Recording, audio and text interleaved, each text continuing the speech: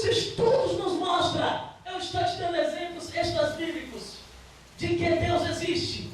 Estudos nos mostram que o exército de Roma jamais chegou em algum lugar para não se deparar com a adoração de algum Deus. Nenhum lugar chegou o exército de Roma para encontrar o ateísmo, encontrar descrença total, encontrar pessoas que não adorassem nenhum tipo de Deus. E cada vez que Roma investia contra as terras, investia contra os impérios, se provava que Deus existia, que a ideia da existência de Deus era uma crença universal, porque ia se aglomerando, ia se multiplicando o número de deuses que Roma trazia para si. Porque ela fazia o povo cativo, trazia aquele povo para servir a ela, e quando aquele povo via um Deus, quando aquele outro povo via um outro tipo de Deus, quando aquele povo via outro tipo de Deus, os judeus veio o Deus verdadeiro. Quando Roma achou o povo judeu, Roma encontrou o Deus verdadeiro, o único Deus. Aleluia, que deve ser adorado. O terceiro exemplo que aponta para a existência de Deus está na Bíblia Sagrada. A Bíblia ela dá exemplo para que nós não possamos somente ficar presos à palavra, porque tem gente que olha para a Bíblia e não consegue acreditar que Deus existe, pelo fato da Bíblia ser escrita por homens, mas por homens cheios do Espírito Santo.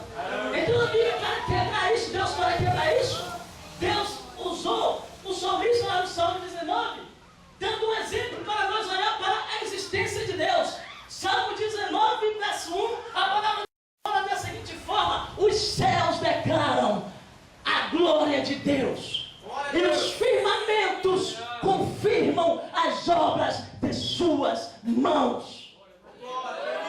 Não precisa você ficar preso à Bíblia. Se você não quer aceitar a Bíblia como regra de fé e prática para a tua vida, se você não quer aceitar os ensinamentos que a Bíblia traz para a tua vida, falando que Ele existe, tudo bem, mas você não pode ficar descrente ao que já foi comprovado pela ciência. Você não pode ficar descrente ao que é comprovado pelo estudo secular. Existe um Deus, e este Deus, Ele é o Deus Todo-Poderoso, está aqui. É o Deus que nós adoramos, é o Deus ao qual nós buscamos, é o Deus que tem propósitos para a tua vida neste lugar. Aleluia, Jesus. Amados, mas mesmo nós pregamos vastos exemplos sobre a existência de Deus, a gente se assusta. Eu me assustei quando, fazendo um estudo, me deparei com um censo geográfico religioso, e este censo apontava o número das religiões do mundo com os seus seguidores. E eu me abismei quando eu me deparei com dois dados, com um especificamente. Olhando aquele censo, eu pude constatar que no ano de 2005 a população do mundo era de 6.455.670.000.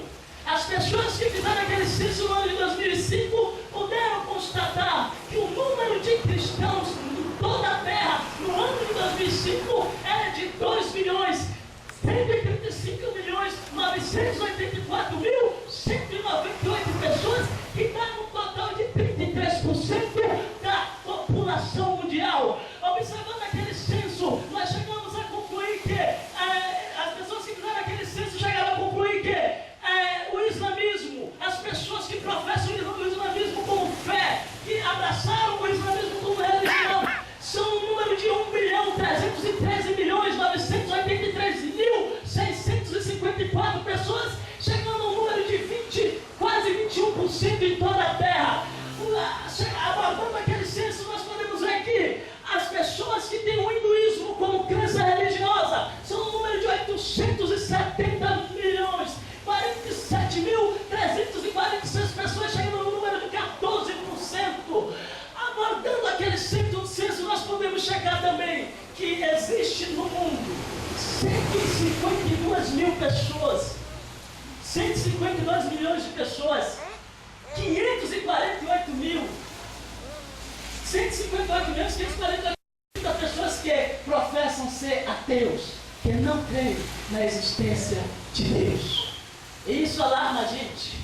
152 milhões, 548 48.030 pessoas que não acreditam em nenhum tipo de existência de Deus, na existência de nenhum tipo de Deus.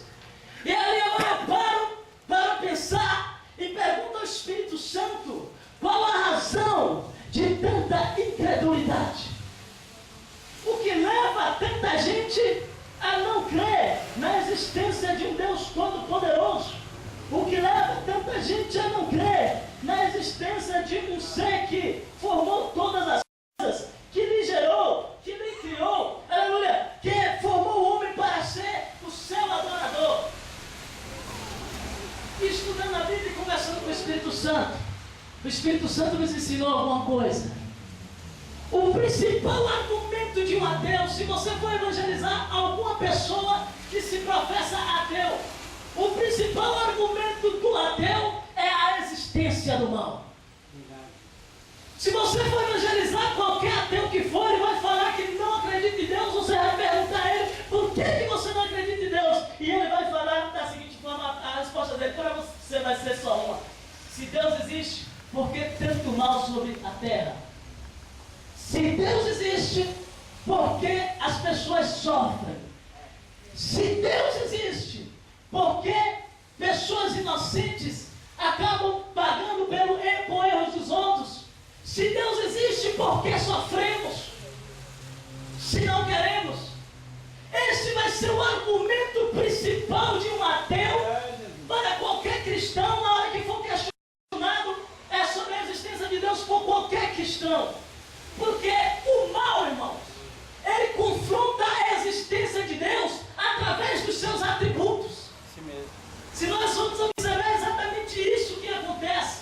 O mal, ele confronta a existência de Deus através dos seus atributos. Ou seja, eu pego aqui dois atributos que formam uma pessoa de Deus: bondade e onipotência. Ou seja, Deus, ele é bom e Deus, ele é todo-poderoso. Deus é todo-poderoso e Deus é bom. Só que se você for falar isso para uma pessoa que não acredita em Deus, ela vai interrogar você, ela vai querer saber como é que você diz que esse Deus que você crê, ele é bom com tanto sofrimento na face da terra, com tanta catástrofe acontecendo, é terremoto que acontece, leva milhões de vidas inocentes, crianças perdem a vida,